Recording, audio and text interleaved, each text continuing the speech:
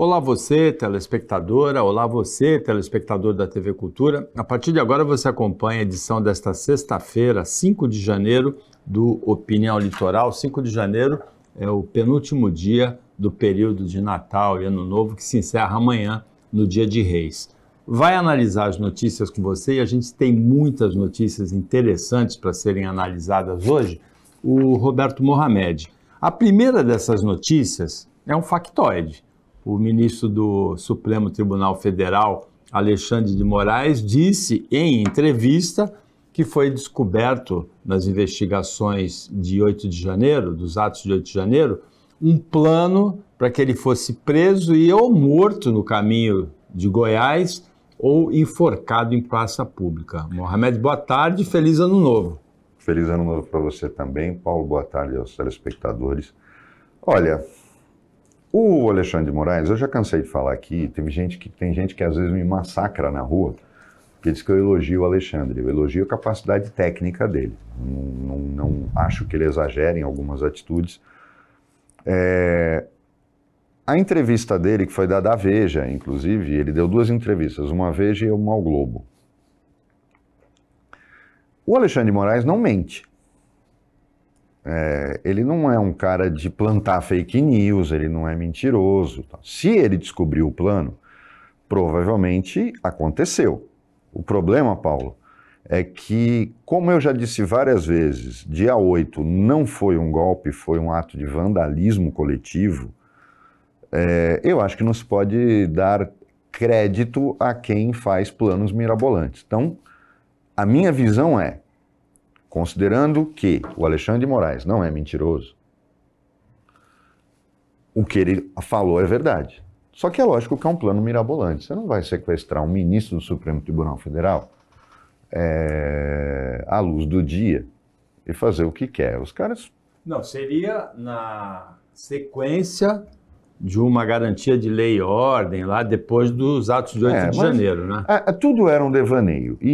Agora, vamos lembrar que teve um maluco que colocou bomba no ônibus lá perto do aeroporto de Brasília, mas né? Você vê que são sempre atos isolados. Eu acho que... Lembra que eu falei várias vezes aqui no programa do caso daquele deputado ridículo do Rio de Janeiro, o Daniel Silveira, que... Se o Alexandre de Moraes tivesse desprezado o cara, ele ia continuar sendo o Zé Mané que ele é. E o Alexandre de Moraes o transformou num mártir da direita. Então eu acho que às vezes a gente tem que usar a tática de desprezar para não deixar a coisa ganhar vulto. E depois, todo mundo sabe, os ministros do Supremo de uns 3 anos para cá começaram a andar com um forte esquema de segurança. Então é lógico que esse plano não iria para frente, mas ele pode ter existido sem dúvida nenhuma. Como eu vou repetir, Alexandre de Moraes não é mentiroso. Você pode dizer várias coisas dele, que ele é um cara afirmativo demais, incisivo demais, como eu falei, exagera em algumas coisas, mas competente não se questiona, ele é. E mentiroso ele não é. Então... É verdade, mas eu acho que está dando-se crédito demais a um plano que jamais daria certo. Quanto à questão de que dia 8 foi golpe, vamos deixar claro uma coisa. O Flávio Dino, inclusive, numa das entrevistas dele, já naquela época, disse isso. O plano estava fadado ao fracasso. Todo ele foi montado errado, os caras que articularam fizeram tudo errado. Por isso que eu falo que se limitou a ser um ato de vandalismo coletivo. Mas a gente tem que lembrar uma coisa. O destino poderia ter sido outro se o exército tivesse no seu alto comando aloprados. Se ele tivesse gente do tipo Castelo Branco, Costa e Silva, tudo bem, o momento era outro. Mas isso é uma prova de algo que eu falei nesse programa. Paulo sabe, você sabe disso, Paulo. Durante todo o ano de 2022 e 2021, eu falava que não havia nenhum risco de golpe militar no Brasil. E eu falava isso por quê? Porque a mentalidade das Forças Armadas mudou. O mundo mudou, não é o mundo dos anos 60 e dos anos 70, mas principalmente... Não existe mais Guerra Fria. A origem, os atuais generais do Exército saíram da academia na década de 80. Hoje eles são generais. Ou seja, eles cursaram a Academia Militar de Agulhas Negras já no fim da ditadura. Era uma outra mentalidade. Vamos lembrar disso. Os atuais generais de brigada e de exército saíram da academia a partir de 1980, 1979, isso no máximo, o mais antigo. E assistiram à decadência do regime militar. Viram que ele se desgastou, o país era outro, eles têm uma outra visão de mundo, já foram caras formados fora da política de Guerra Fria. Né? A Escola Superior de Guerra já não tinha mais aquela doutrinação americana, porque vamos lembrar que ela foi fundada por americanos. A Escola Superior de Guerra não é uma instituição criada pelo Exército Brasileiro para formar seus oficiais de alto comando, ideia nossa e independente. Não, ela foi criada dentro de uma doutrina por entidades americanas que influenciavam os oficiais generais brasileiros e se criou a ESG dentro de uma doutrina de Guerra Fria, que não existe mais. O único resquício disso, e eu acho que hoje o alto comando está pronto para rever isso, a gente chama de doutrina de presença. Ou seja, é por isso que você tem 3 quartéis do Exército em Santos, você tem uma infinidade de quartéis nas capitais brasileiras, quando o Exército tinha que estar focado na fronteira e em unidades de ação rápida. Priorizando a aviação do Exército, priorizando o uso de equipamentos sofisticados de defesa antiaérea. Então, isso é uma mentalidade em que você diminui custos. Por exemplo, a nossa região, que tem 3 quartéis, bastava um. Eu não vejo razão nenhuma para um batalhão de infantaria em Santos, na Baixada Santista. Ou seja, transformar uma das 2 unidades de artilharia numa unidade moderna, com lançamento de foguetes e tal, e fechar as outras 2. Você tem que estar usando o contingente onde ele tem que ser usado. E diminuir a despesa, racionalizar a despesa. Mas isso é uma coisa que eu acho que vem a curto prazo, inclusive. Mas mostrou que aquela loucura toda que fizeram não tinha o apoio do alto comando do Exército. Mesmo individualmente, não havia. Eles não vão se lançar à aventura de novo. Então eu acho que se o Supremo tivesse sido um pouco mais comedido, principalmente o Alexandre de Moraes em relação ao 8 de janeiro, não se estaria transformando aqueles malucos em mártires da direita, como é o que está acontecendo. Mohamed, se alguém não tivesse entendido ainda por que o futebol brasileiro está decadente, o episódio da CBF atual, o presidente chama-se Edinaldo Rodrigues, deixaria muito claro. O Ministério Público do Rio de Janeiro fez um termo de ajustamento de conduta com a CBF para regularizar as eleições. A Justiça do Rio de Janeiro entendeu que não tinha que fazer termo nenhum, TAC nenhum, retirou o Edinaldo Rodrigues da presidência da CBF. O PCdoB entrou no Supremo com uma ação direta de inconstitucionalidade para revogar a decisão da Justiça, dizendo que essa decisão ameaçava a participação do Brasil na Olimpíada, nas eliminatórias, no pré-olímpico, né? O Gilmar Mendes, por liminar, reconduziu.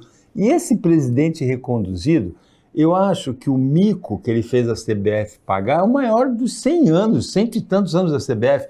Ele disse que tinha um acerto com o treinador Carlo Ancelotti, não tinha acerto nenhum. Colocou um treinador interino para esperar o Ancelotti. O Ancelotti, não vai confundir com o Lancelotti, né, de São Paulo.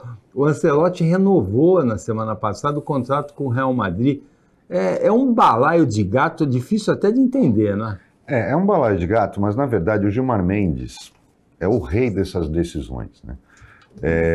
Quanto ao PCdoB, foi uma coisa ridícula. Vamos deixar claro, né? Como é que um partido político se preza isso e se mete em coisas que não é sua atribuição? Quando eu falo com o PCdoB, não é à toa que o Flávio Dino saiu do PCdoB. O PCdoB é um partido ridículo, mas tão ridículo que chega a ser obsceno, né? Vamos lembrar que o PCdoB mandou um ofício de cumprimentos ao governo da Coreia do Norte. O PCdoB não é um partido.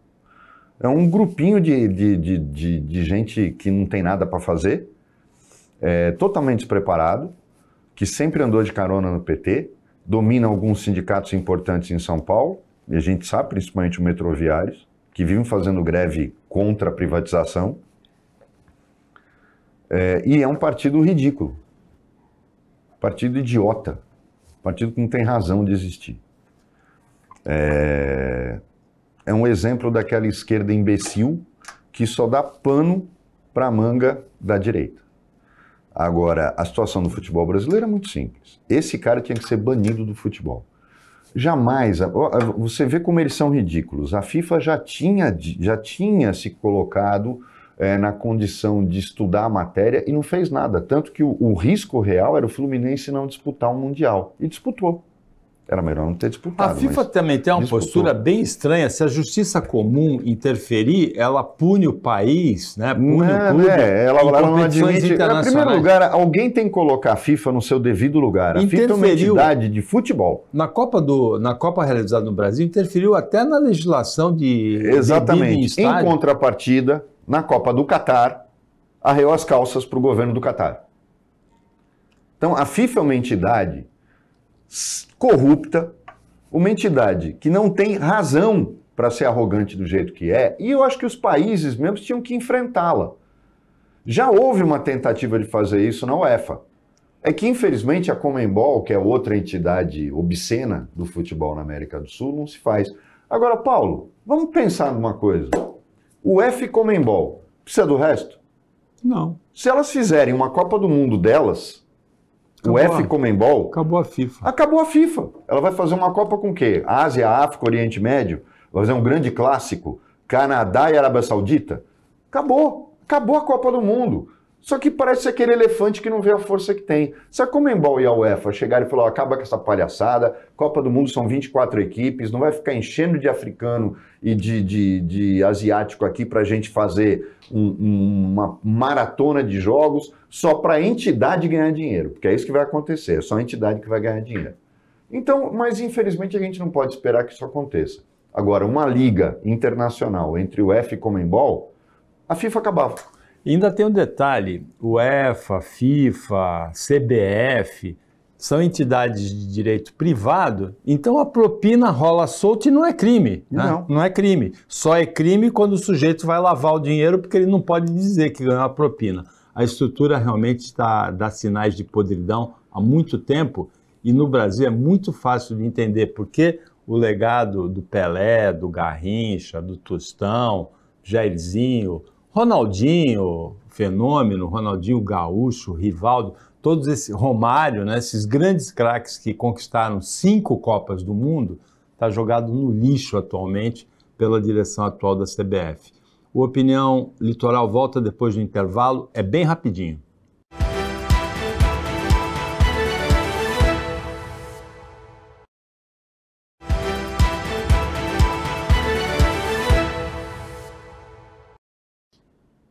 Voltando com a Opinião Litoral desta sexta-feira com o Roberto Mohamed, analisando as notícias com você, e notícias assim que beiram o nonsense, não é, Mohamed?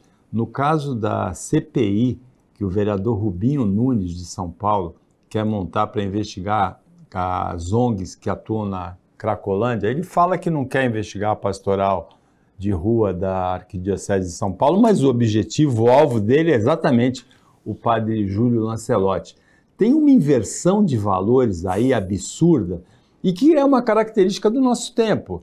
O vereador, o deputado, o Bolsonaro fez isso, escolhe atitudes bizarras, como se fala atualmente, né, para coisas esquisitas, porque esquisito em castelhano é bacana, né? O bizarro se fala atualmente. E a pessoa ouve falar o nome do vereador, nem sabe qual é a bizarrice, mas ele fica famoso e se reelege de novo, né? A inversão de valores é completa nesse caso. Total, e esses caras normalmente são caras que têm o rabo sujo, como dizia minha avó, e ele vai querer investigar o padre Júlio Lancelotti, um cara que ele tinha que ser reverenciado. Você pode não concordar com a visão do padre, Padre Júlio tem uma visão de preocupação social, e você pode discordar do que ele propõe para a Cracolândia e tal. Isso é direito de qualquer um. Agora, perseguir o padre Júlio Lancelotti, um homem que dedicou a sua vida ao pobre, aquele que não tem proteção nenhuma da sociedade, esse vereador é um canalha. Ele tinha que ser banido da política. Porque querer perseguir o padre Júlio Lancelotti é o cúmulo da inversão. Ainda mais numa Câmara como a de São Paulo, que é um ninho de incompetência, safadeza e corrupção. Então, desculpe, eu acho que isso é inconcebível. Se um cara desse, um elemento desse, se propor a investigar o trabalho do padre Júlio Lancelotti. A inversão de valores é completa mesmo, né? O bandido, você citou a expressão que a sua avó usava, rabo sujo, né? Perseguindo aquele que tem essa atitude humanitária, né? Que dedicou a vida a essa atitude humanitária. E aí a gente imagina... Embora, como você bem explicou, você pode concordar ou não com as teses do padre Júlio Lancelotti. Agora, perseguir o cara é demais. É, né? Demais, mas é a tática desse tipo de gente, né? Que eu acho absurdo. Eu tenho nojo desse tipo de político. Mas está lá porque teve voto. Como a gente sabe que é sempre alguma coisa meio obscura. Mas teve voto. É gente que acha que um cara desse merece estar na Câmara de Vereadores. Do governo federal tem duas notícias interessantes para a gente analisar, uma dessa semana, outra de ontem. O ministro da Previdência, Carlos Lupe, assumiu ano passado dizendo com todas as letras, para quem quisesse ouvir, que ele ia zerar a fila de INSS, coisa que já foi assunto aqui muitas vezes, principalmente pela lerdeza dos peritos, pelas greves dos peritos, pela inatividade dos peritos durante a pandemia, ao contrário dos outros médicos que atendiam os pacientes de Covid, você ressaltou isso aqui, o perito não queria atender nem com a máscara, nem atrás da mesa. Ele nem olha pro paciente, eles nem chegam perto, eles ficam atrás da mesa, não olham nem na cara dele. Eu já disse aqui, Paulo, a solução para zerar era o Brasil parar de ficar inventando moda. E o Lupe não faz isso, o Luiz Marinho, quando foi ministro, também não fez isso, o Gabas, que era funcionário de carreira, muito menos, e aí um funcionário de carreira não vai fazer mesmo. Eu sempre disse aqui que o Brasil é o país das excrescências. Perito, médico tem fé pública. Por isso que um atestado médico não pode ser recusado. Se tem justo motivo, tem que se abrir um inquérito para apurar se ele é falso ou não. Quando o médico falta com a verdade, ele vai responder criminalmente. Mas o médico tem fé pública. Como é que você acaba com isso no INSS, a fila? Principalmente daqueles benefícios urgentes, porque o cara que fica afastado da empresa a partir do 15º dia e que vai para a fila do benefício de auxílio-doença, auxílio-acidente ou auxílio-doença acidentário, esse cara precisa de urgência, porque ele não pode ficar sem receber. Um médico... Aí, olhem o absurdo que a gente vive no Brasil. A pessoa está com um problema no coração. Um cardiologista, muitas vezes com especializações até lá fora, dá um laudo dizendo que ele não tem condição de trabalhar, ele tem que se afastar. Aí o cara marca a perícia, vai para uma... Aí na frente dele está um pediatra, formado numa faculdade qualquer, que passou no concurso. Olha, passou no concurso. Gente, concurso público não é tudo isso. E simplesmente discorda do laudo feito por um especialista renomado. Numa especialização que não é a dele. E eu já denunciei aqui, e eu queria entender o Ministério Público Federal que não investiga isso. Eu ouvi do secretário executivo do Ministério da Previdência quando o Gabas era o ministro.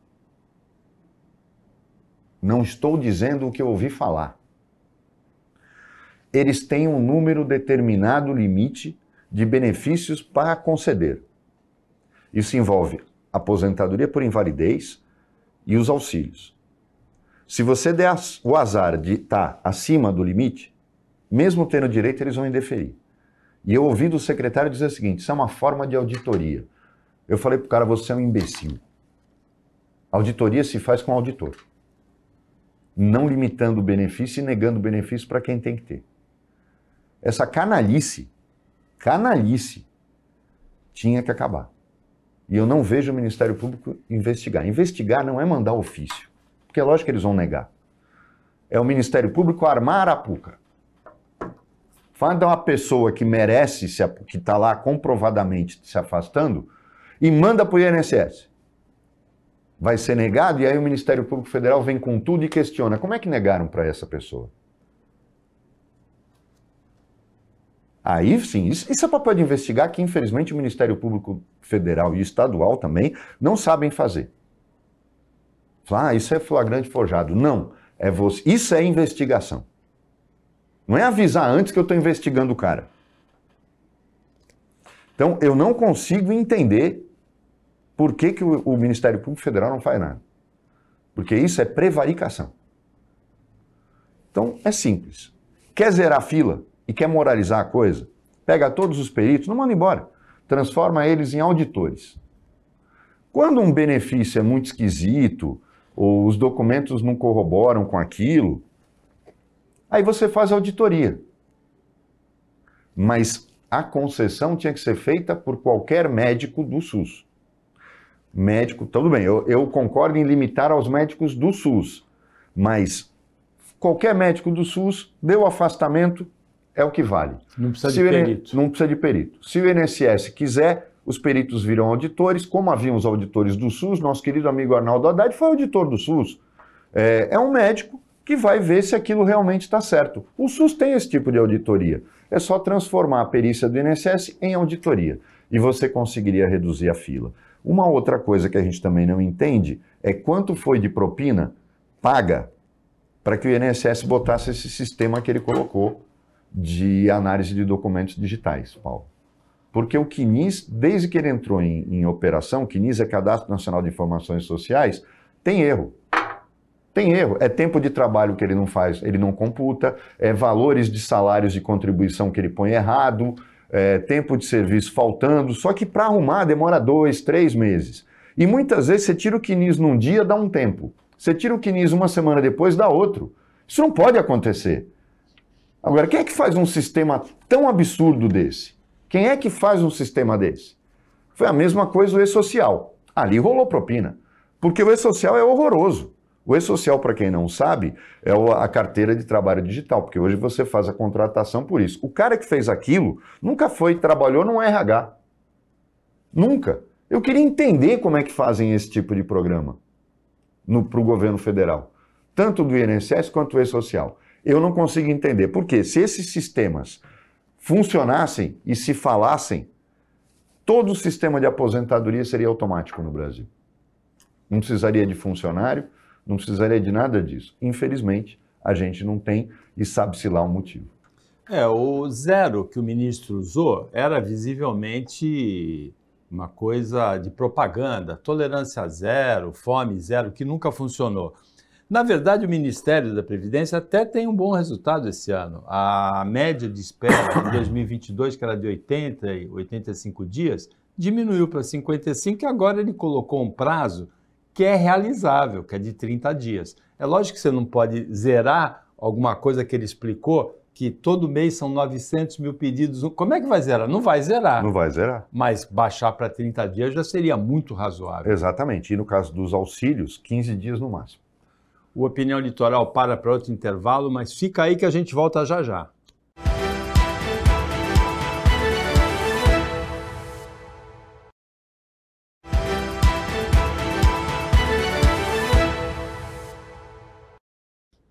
Voltando para o último bloco do Opinião Litoral desta sexta-feira, com o Roberto Mohamed analisando as notícias com você. Uma dessas notícias é para assustar. O governo federal pretende recriar o DPVAT, que é aquele seguro obrigatório, não é? Eu não sei de quem partiu a ideia, mas tá na cara que foi o seguinte, levou muito para propor isso aí. E levou de quem? Das seguradoras, porque era um ninho de corrupção. A máfia do DPVAT é um negócio assim horroroso. Morre gente por causa dela. É máfia de bandidos mesmo. E aí a gente precisa ter o nome do cara aqui que está querendo recriar E a isso indenização? porque recebeu alguma coisa, porque o DPVAT é máfia. Foi um dos maiores avanços que a gente cometeu, acabar com o DPVAT. E agora quem quer recriar, está levando. Não tem outra ideia, porque não tem uma coisa positiva no DPVAT. DPVAT é máfia, DPVAT é corrupção, DPVAT é safadeza. Quem quer propor a volta, está levando. Isso não tem dúvida nenhuma. Inclusive o DPVAT, eu não sei como é que era utilizado o dinheiro, qual era a aplicação, mas as vítimas que mereciam indenização era uma demora absurda. Né? Absurda, e quando pagava. Se você não entrasse com alguém que era da máfia, não tem recebia. aí despachante, advogados, um monte de gente, você não recebe. Então, eu acho que quem está querendo fazer faz parte da máfia. Tem que investigar. Tomara que a Polícia Federal investigue o cara. Só por ter tido a ideia, porque a ideia já mostra claro que aí tem. E está sendo uma grana legal, porque deixou muita gente sem poder receber a sua propininha desde que ele foi extinto. Isso me lembra muito, o Paulo, porque aconteceu agora há pouco tempo uma fila enorme na porta de um sindicato, com as pessoas indo lá para fazer uma carta de próprio punho para não pagarem o imposto sindical, que o Supremo, porque o Supremo teria o revivido. Gente, é o contrário. Deixa eu explicar para vocês, você não precisa entrar em fila nenhuma. Sindicato safado, canalha, sem vergonha, são esses sindicatos vagabundos que estão mandando carta para as empresas dizendo que vai cobrar e que se o funcionário não quiser, ele tem que ir lá dizer que não quer. Então, deixa eu explicar uma coisa para vocês. Parem de mentir. O Supremo julgou exatamente o contrário.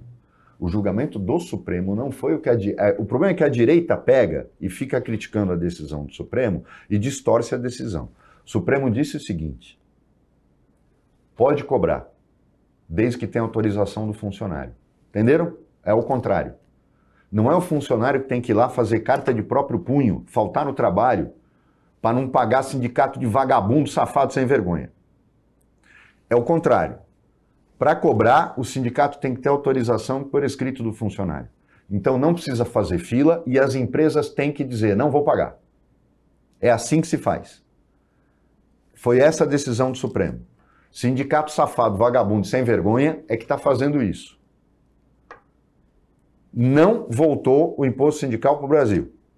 Não há nenhuma previsão legal, o Supremo não julgou isso. O Supremo inverteu. O sindicato tem que ter autorização do funcionário, não é assembleia com meia dúzia lá de gente da diretoria votando e fazendo todo mundo. Não, senhor.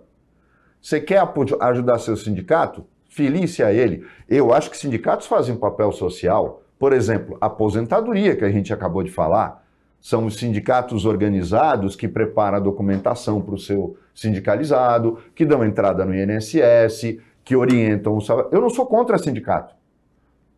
Agora, obrigatoriedade para sustentar vagabundo? Não, isso foi uma página virada e tem que continuar. Sindicato é sustentado pelos sindicalizados que querem sustentar o sindicato. É assim que tem que ser. Não essa safadeza que estão fazendo. Não precisa assinar documento nenhum para não pagar. Tem que assinar para pagar. É diferente.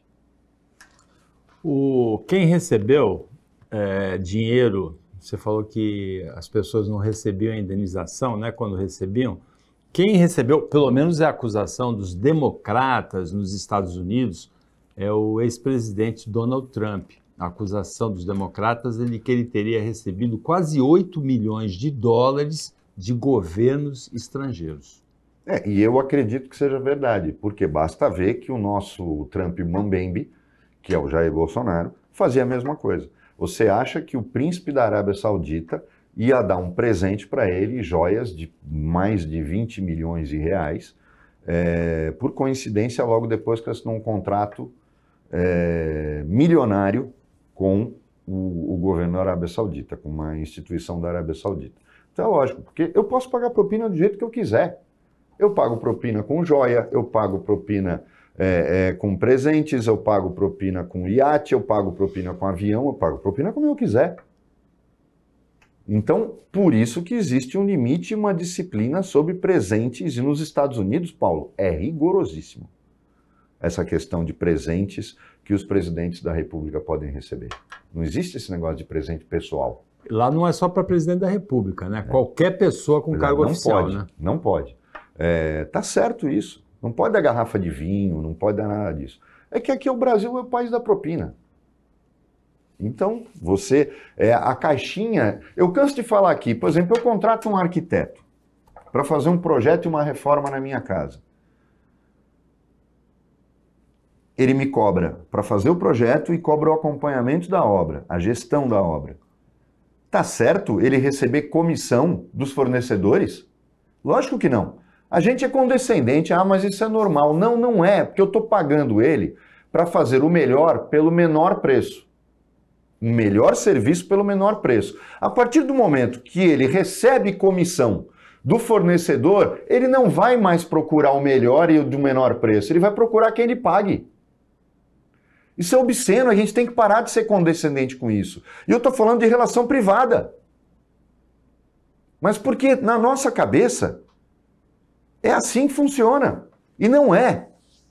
Se eu organizo uma festa e cobro por organizar uma festa, eu não posso receber comissão do buffet, comissão da floricultura, comissão do raio que eu parta. Por quê? Porque eu estou recebendo por organizar a festa.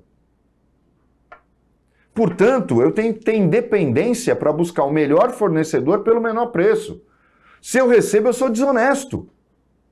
Porque eu não estou cumprindo a função que eu fui contratado para fazer, Paulo. Que é de quê? De buscar o melhor pelo menor preço. Por isso eu já cobro pelo meu serviço. É um absurdo isso. É a mesma coisa que você contratar um advogado e receber comissão da parte contrária. Isso não tem cabimento. Não tem sentido. A gente tem que parar com isso. Agora, a única coisa que eu questiono, e Paulo, na minha opinião, a volta do Trump seria um desastre. Hoje, para o mundo.